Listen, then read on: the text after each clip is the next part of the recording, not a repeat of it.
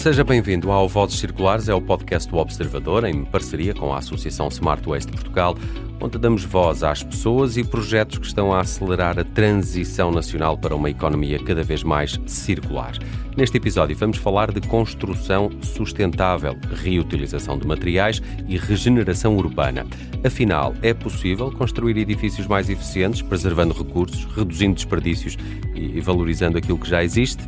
A resposta passa por projetos inovadores que mostram que a economia circular também se constrói em betão, em madeira, com património e com a comunidade. Este é um episódio que conta com o apoio da Mota-Engil SGPS.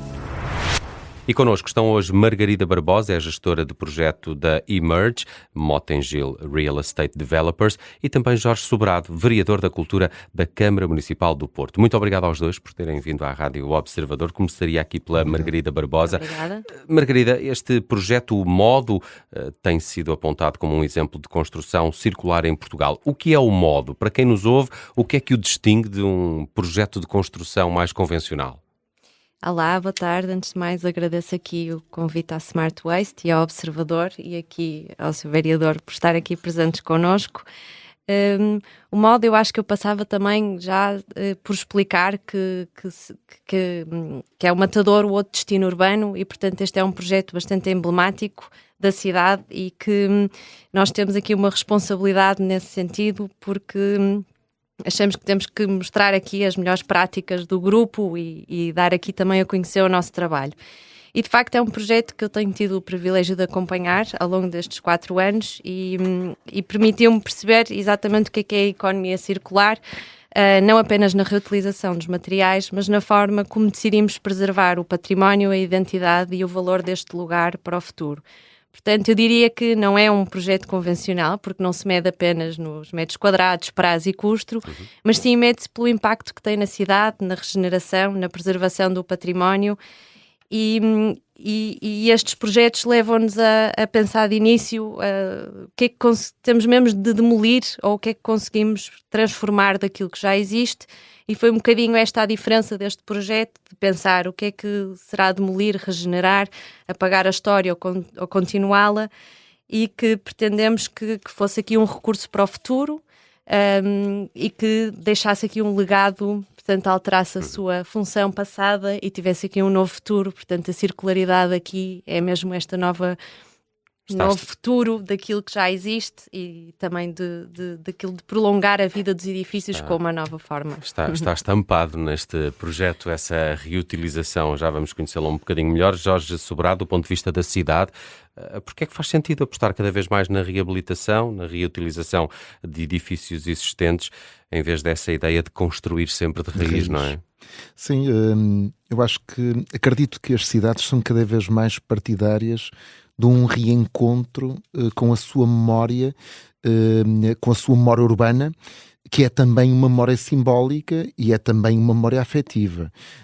Eu não vivi na zona de Campanhã, mas frequentava muito a zona de Campanhã porque alguns dos meus melhores amigos eram de Campanhã, e vai ser comovente voltar a entrar no edifício do Matador, que fazia parte e que faz parte da paisagem urbana do Porto e que foi amputado pela sua decadência, pelo seu encerramento da cidade. E, portanto, é a preservação da memória, como se a cidade fosse um palimpsesto, um texto que está escrito e que nós vamos raspando, vamos reescrevendo, mas as marcas ainda permanecem, as marcas do tempo ainda permanecem, e permanecem não apenas na paisagem, permanecem numa memória coletiva. Há muitas famílias do Porto que tiveram os seus antecedentes a trabalhar naquele matadouro. Há muitos portuenses que viveram nas imediações do matadouro. Há uma memória viva em carne e osso. E, portanto, essa dimensão é aquilo que nós chamamos de património. Por outro lado, há uma inteligência construtiva em muitas indústrias da cidade do Porto e em muitas indústrias do país. Ou seja, eu acredito que a Mota-Engil, os nossos parceiros, os arquitetos, os projetistas encontraram também no matadouro motivos objetivos de preservação que têm que ver com a inteligência construtiva. Na verdade, aquilo que nós podemos chamar a inovação não se baseia numa espécie de niilismo, tábua rasa e de fazer de novo, mas em encontrar na tradição e no património a inteligência que, no fundo, responde às expectativas do nosso tempo, não é? Que é o bem-estar, a identidade, o bem-estar, o sentido de pertença ou a comodidade.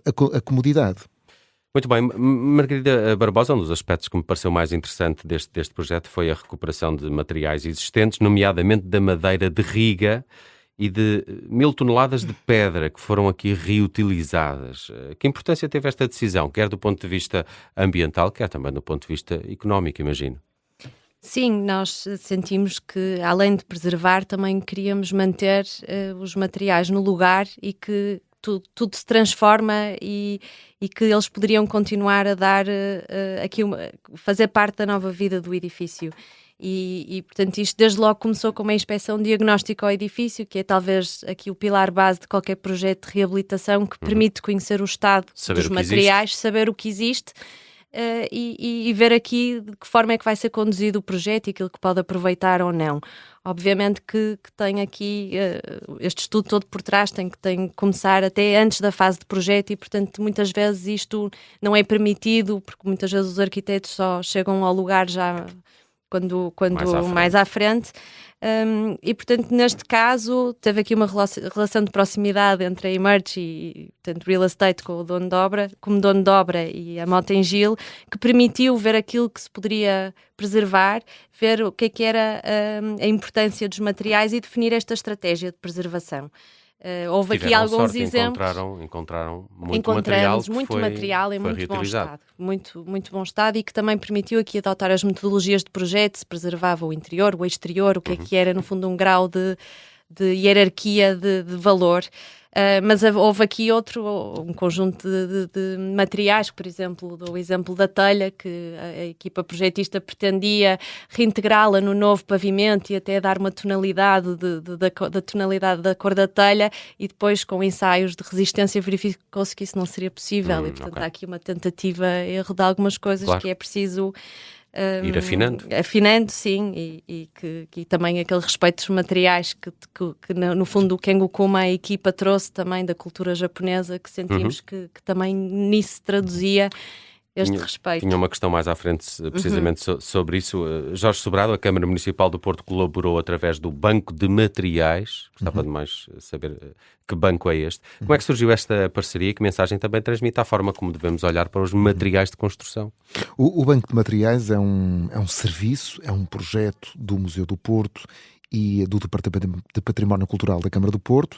Ele já tem algumas décadas e na verdade é um serviço que é uma espécie de guardião da memória da pele da cidade. Na verdade, as cidades têm pele como qualquer ser vivo e vão mudando a sua pele, as suas fachadas, aquilo que nós chamamos o património integrado, que são os azulejos, os ferros forjados.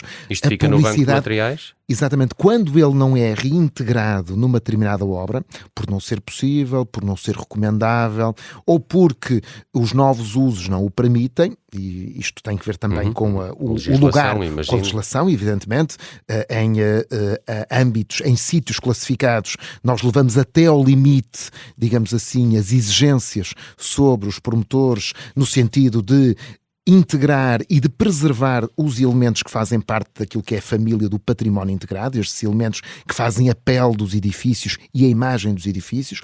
Quando isso não é possível, a Câmara Municipal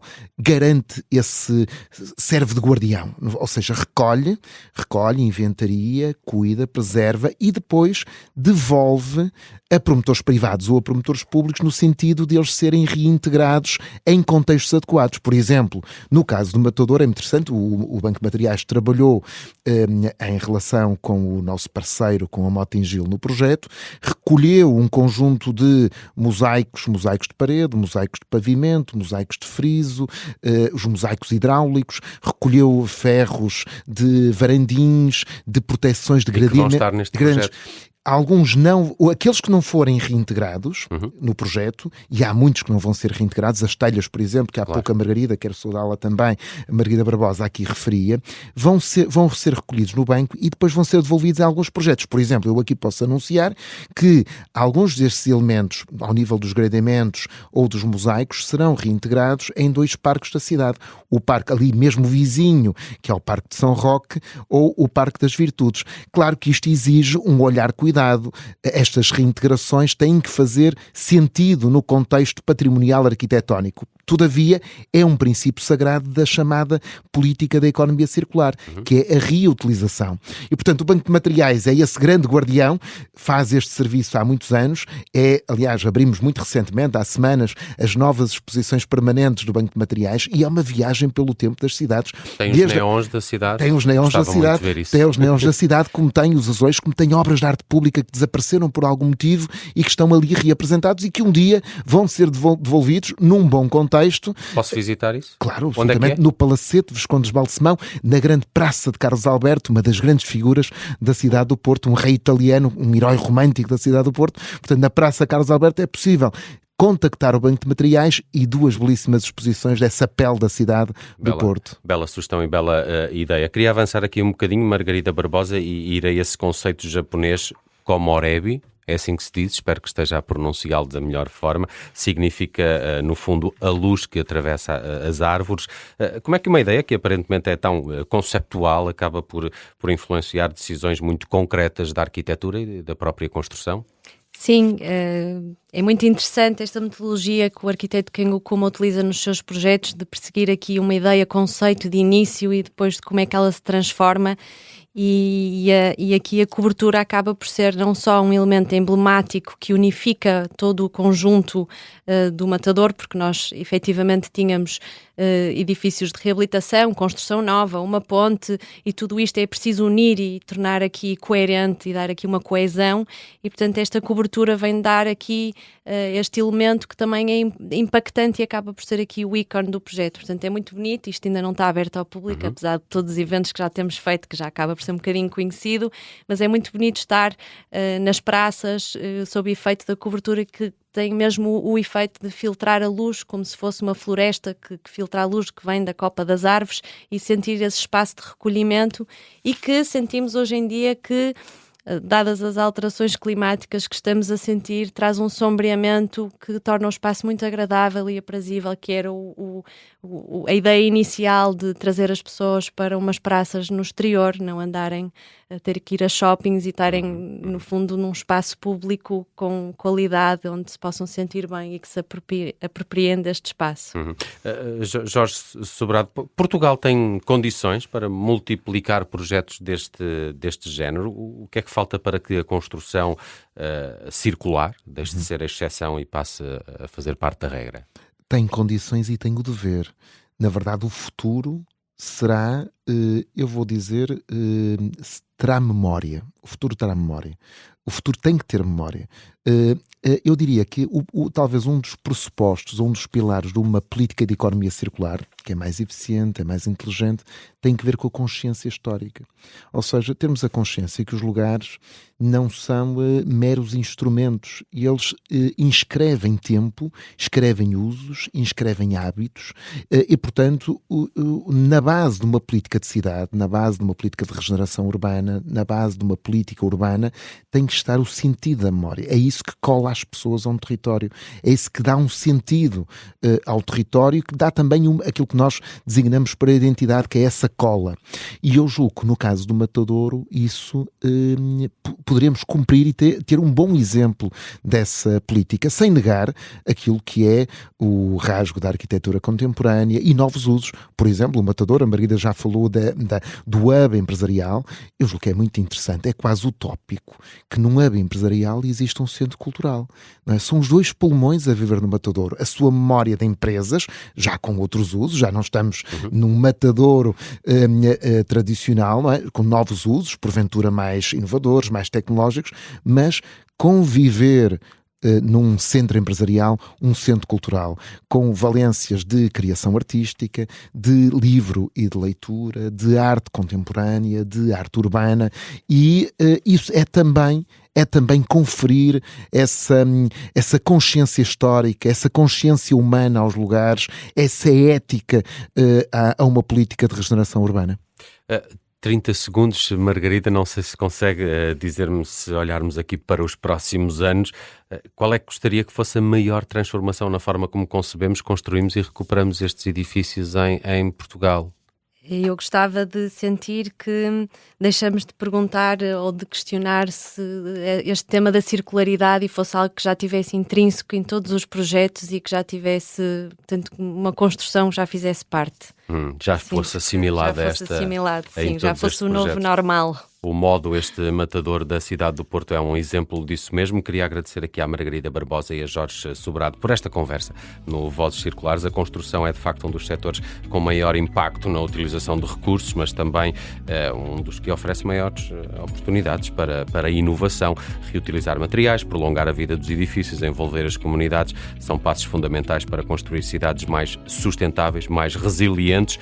Este foi o Vozes Circulares, podcast do Observador em parceria com a Associação Smart Waste de Portugal, num episódio que contou com o apoio da Mota-Engil, SGPS. Junte-se a nós no próximo programa. Continua a descobrir tudo sobre sustentabilidade e economia circular.